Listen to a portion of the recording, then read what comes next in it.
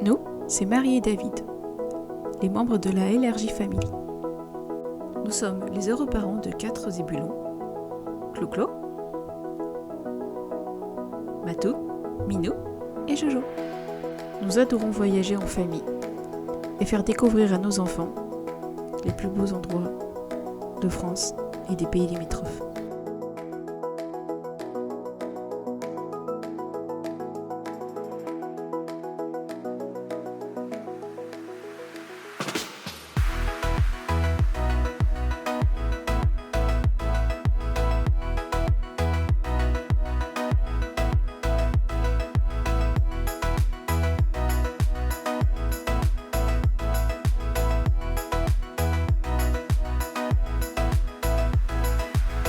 Nos aventures ne font que commencer. Suivez-nous. Arrêt technique du repas. Et ils sont tous... ils peuvent courir un petit peu dans les bois. Ils peuvent courir dans les bois. En train de faire pipi, papa. Attends, je veux que papa, quand il revient, il fasse le reste. Papa, quand tu reviens, refais le reste. Mais laisse-le faire pipi. Laisse-le faire pipi, papa. Je sais qu'on fait en blanc. Attends. Cours, Forest. Oui. Cours, Forest. Regarde. Cours, Forest.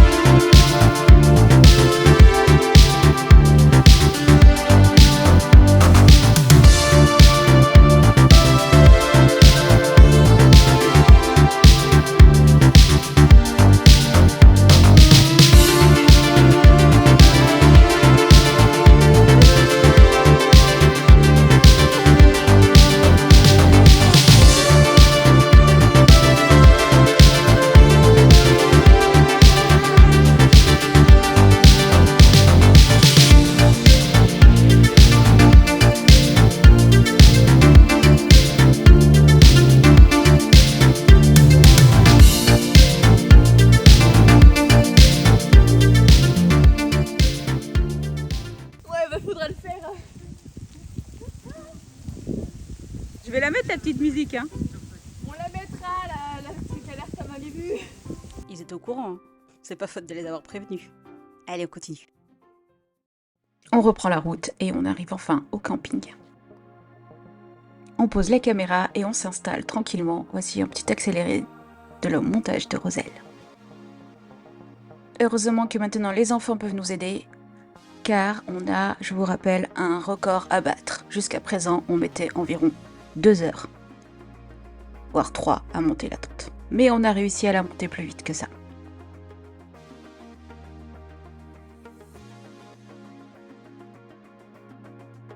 Et bien sûr, chacun participe à sa manière. J'aime beaucoup la façon dont tu... Ah, c'est efficace, hein. Bravo, tu fais ça super bien. Hein. J'essaie d'aller vite. Pas qu'il y ait plus, Non, mais normalement, il n'y aura pas de pluie, là. Promis. Hein?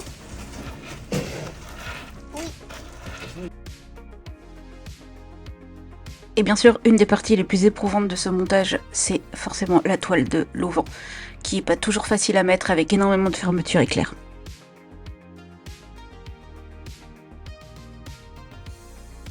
Mais ça y est, on commence à être rodé et effectivement, on approche de plus en plus de l'objectif annoncé par le constructeur. En direct de l'intérieur du... Attends, David, tu vas où? Oui, alors, attends. Je vais chercher le trou. Moi je l'ai le trou. Là je l'ai, je suis dans le trou moi. Là je suis dans le trou. Bah va aux toilettes. T'en mets pas partout. Vu de l'extérieur, ça donne ça. Quelques débilos dans leur tente en train de galérer à monter la toile.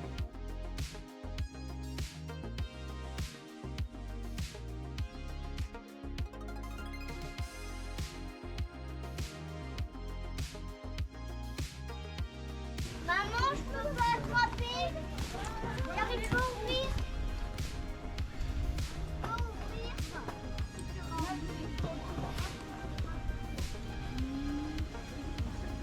Je vais aux toilettes. Et voilà, en plus de monter une tente, c'est important de faire attention aux considérations de maman. Ne pas en mettre partout. Et après 1h25, vous entendez bien 1h25, on a enfin réussi à s'installer et regardez-moi ce campement. Il est pas magnifique? Super, n'est-ce pas? Mais aussi, poser une caméra, c'est découvrir des pépites qui feront sans doute rire beaucoup de monde. Peut-être pas l'intéresser, mais moi en tout cas, quand je l'ai découvert, j'ai beaucoup ri. Regardez bien, la conversation est juste lunaire. Et pour info, pour pouvoir installer correctement les dernières barres qui maintiennent la structure du haut-vent, il faut que quelqu'un tire sur cette sangle pour permettre que ce soit plus facile à les installer.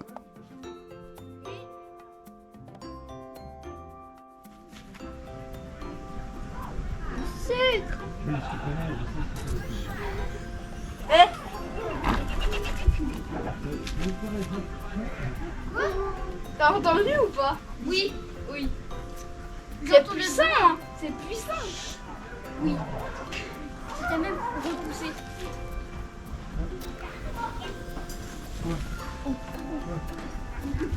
Pas la puissance du père de choix.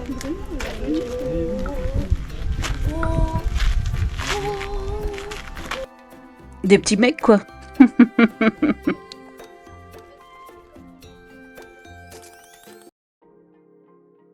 Après une première bonne nuit, nous voilà sur une matinée très douce, car oui, il pleut. Le beau temps n'aura pas duré longtemps.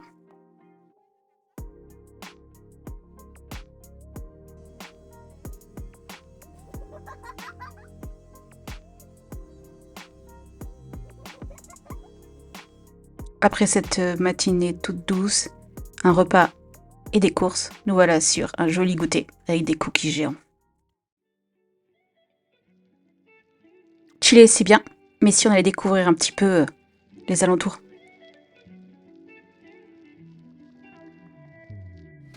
Et on découvre que le camping, si on fait quelques mètres, jouit d'une superbe vue sur la mer, entourée d'un magnifique golfe. Les jolies colonies de vacances.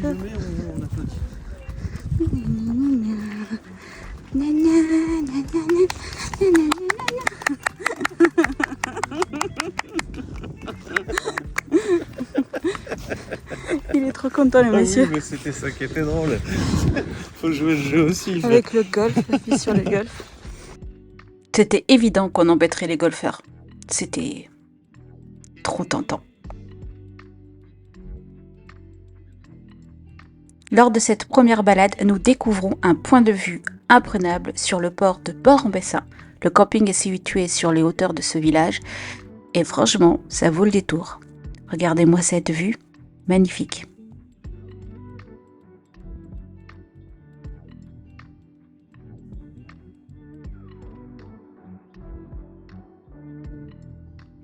Et nous visitons le premier bunker d'une longue série sur ces vacances.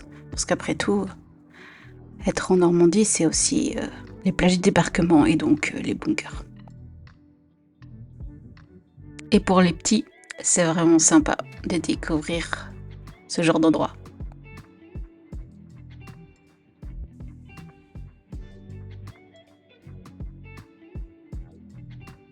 Comme il se faisait tard, on n'est pas descendu jusqu'en bas.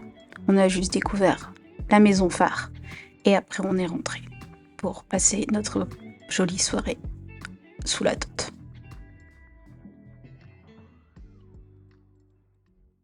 Il y a des matins où on n'a pas vraiment envie de se lever, et on reste très bien au lit. N'est-ce pas, Minou?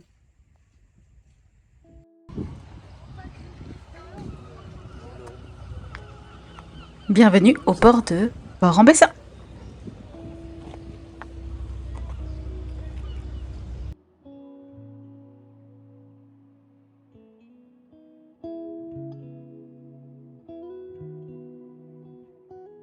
Malgré un temps gris, on va décider de se promener et d'aller jusqu'au bout de la digue, jusqu'à l'entrée des bateaux du port. Et on va pas regretter parce que la vue est magnifique et c'est une balade ultra apaisante.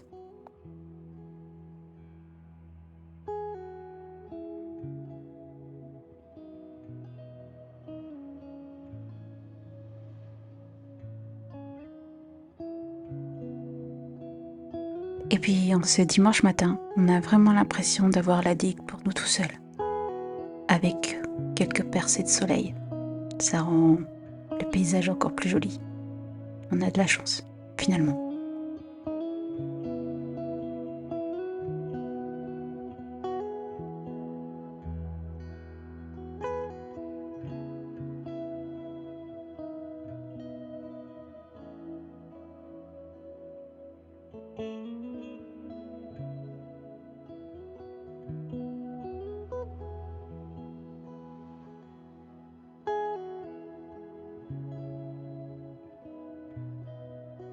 Du coup, cette balade nous apporte un certain apaisement. Et surtout une envie de se dire qu'est-ce qu'il y a au bout de la mer. Qu'allons-nous découvrir encore?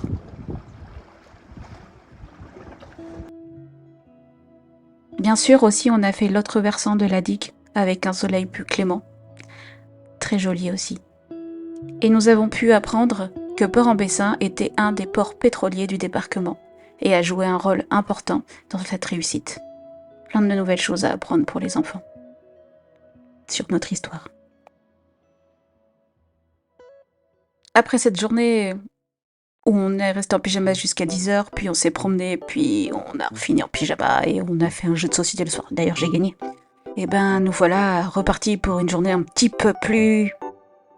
Comment dire? Motivante? Non, parce qu'entre David, qui rêve d'avoir la même pelouse à la maison, et à ses heures perdues, Thomas qui devient un petit canard. C'est quoi?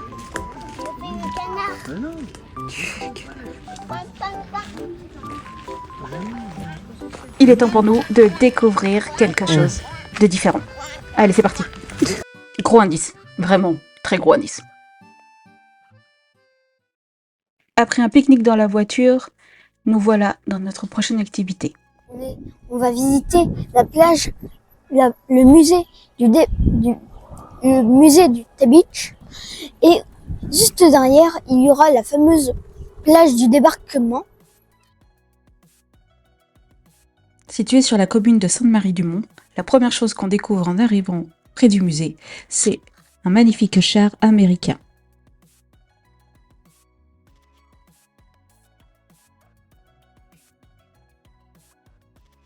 Très bien conservé, il fait forcément son effet. Il y a même certains qui se prennent en photo, n'est-ce pas, Joanne? Ça fait toujours mieux face aux copains. Loin de l'entrée, on découvre aussi un bunker avec la vie que pouvaient vivre les Allemands dans celui-ci. Eh, vous faites quoi dans la guérite? J'ai pas la taille. Et papa, il s'est coincé encore. J'ai pas la taille. Bien sûr, avec eux, il n'y a jamais vraiment rien de sérieux. Nous avançons pour découvrir ce fameux musée.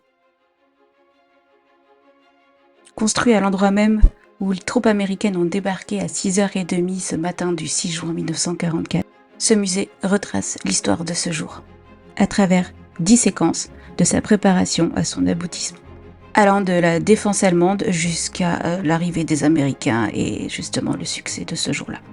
Ce musée est incontournable et très beau, riche en objets anciens et en documentation qui nous explique pourquoi Utah Beach a été choisi et comment ça s'est déroulé. Et honnêtement, pour la qualité du musée, le prix est très abordable car c'est 9 € par adulte et que 5,50 € par enfant. Allez-y. Et surtout, on a pu réaliser le rêve de Mathieu qui voulait voir ce fameux B-26. De son vrai nom, Martin B-26 Marauder, il pouvait embarquer 7 membres d'équipage. C'est un bombardier moyen propulsé par 2 moteurs qui faisait de lui l'avion le plus avancé technologiquement en 1940. Il rentre en service en 1941 après l'attaque japonaise dans le Pacifique. Et aujourd'hui dans le monde, il reste 3 exemplaires qui sont conservés. De quoi ravir mon petit féru d'avion. Nous découvrons ensuite la plage d'Utah Beach. Comment imaginer que cet endroit si paisible fut le lieu d'une libération?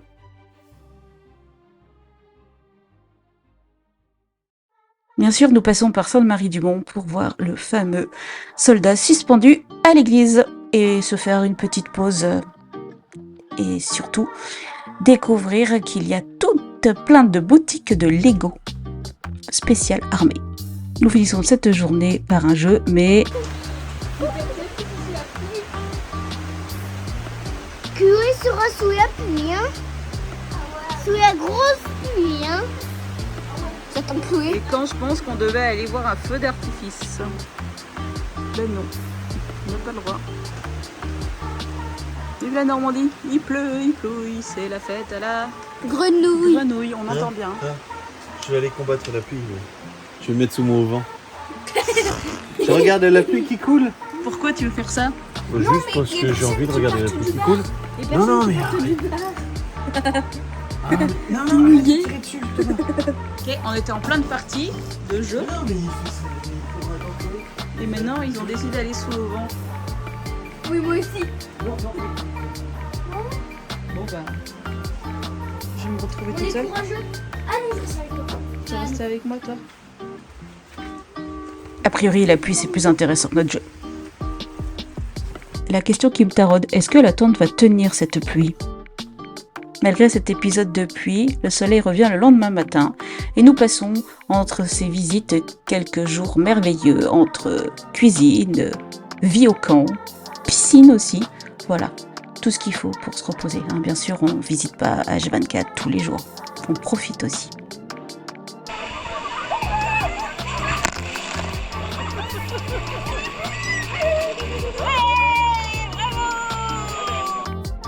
Bon, parfois, on n'est pas très clair, on se fait un peu remarquer, hein, je vous le dis, avec surtout Mademoiselle Crabe.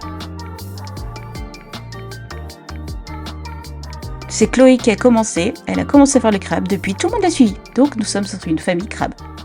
Et bien sûr, on s'éclate dans l'eau, il fait beau, il fait bon. Ça c'est cadeau, c'est le petit selfie de 3h du matin. Nouvelle journée. Bon. Partout où on passe, on voit d'où on vient. On est breton, on l'est pas. Malheureusement, cet épisode pluvieux a laissé des traces. Mais ça, à côté de ce que nous aurons sur le reste du séjour, ce n'est rien. Nous avons eu quelques déconvenus et on vous expliquera tout sur le prochain épisode. Car ça n'est pas dû à un problème d'étanchéité, mais plutôt de placement et d'inclinaison de la toile.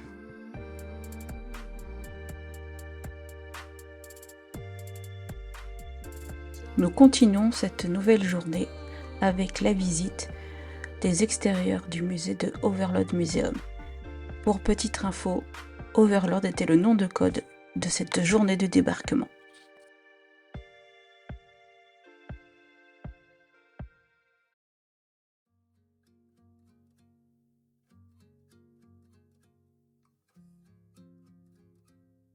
Nous visitons ensuite le cimetière américain sur Colville-sur-Mer, situé au-dessus de la plage de Omaha Beach. Ce cimetière, géré par l'American Battles Monument Concession, une agence gouvernementale créée en 1923, qui leur permet de gérer les monuments mémoriaux et des plaques commémoratifs à l'étranger, est composé d'une partie musée ainsi que le cimetière proprement dit. Inauguré officiellement le 18 juillet 1956, il remplacera le provisoire qui avait été fait le 8 juin 1944, dit le cimetière de Saint-Laurent. À l'officialisation de ce cimetière, l'État français a donné la libre disposition du terrain au gouvernement des États-Unis, sans taxes, impôts, ni limitation de vie. Les employés qui travaillent aujourd'hui pour ce cimetière, donc, travaillent pour le gouvernement des États-Unis et rentrent vraiment dans leur législation au niveau du travail. Il règne une ambiance très spéciale dans ce cimetière. Mais si vous voulez vraiment notre avis, en fait, ce cimetière regroupe quasiment tous les musées qu'on peut faire aux alentours sur le D-Day, parce qu'il retrace en lui-même ce qui s'est passé ce jour-là, surtout sur Omaha Beach. Et il est gratuit en plus. Tu sais ce que ça veut dire? C'est qu'il devait être de confession juive. Ah oui. J'espère qu'il y a encore de l'étoile. Hein. Non. Oh.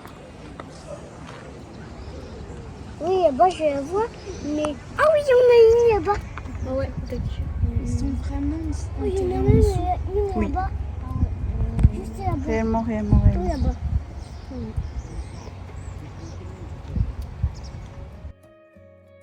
À travers cette visite, on sent que les enfants ont beaucoup de questions, que pour eux ils ont du mal à réaliser, mais que ça les touche et qu'ils prennent conscience de cette partie de notre histoire, de ce passé.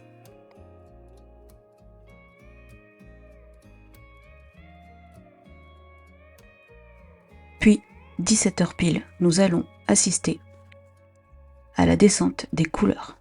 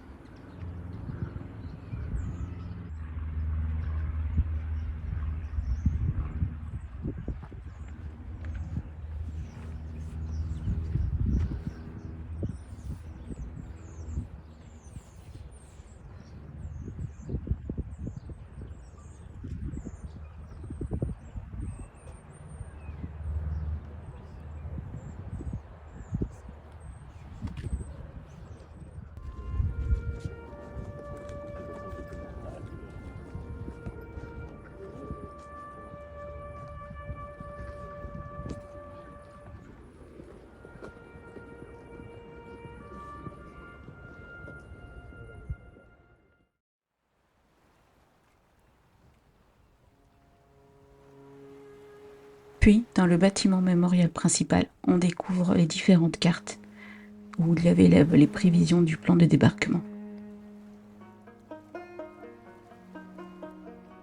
On sent que suite à cette visite, chacun a besoin d'observer, de se recueillir, de réfléchir, de discuter les uns avec les autres pour un petit peu digérer cette visite. Très, très instructive mais aussi extrêmement touchante.